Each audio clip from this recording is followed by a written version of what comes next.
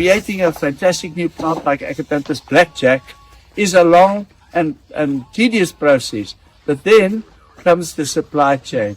You have to multiply them using tissue culture, which is we send material to the lab, and then after maybe a year, we'll get back trays of plants that look like this.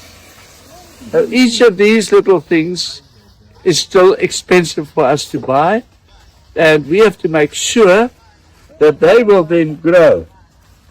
That's how they come out. See that? It's an amazing process, but it took us, sometimes the labs also battle. So it took us about 6 years to fill the supply chain. Now we've got Agapanthus blackjack, and look how we're planting them carefully. Look at that. You've done a good job, Win, huh? Look at that.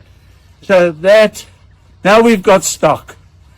It's been drips and drabs, but look at that. Now, of course, these are planted, well done.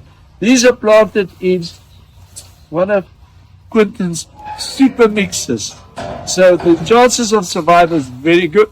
And now, at last, we've got plenty of stock. So if you need Agapanthus blackjack, you know where to come.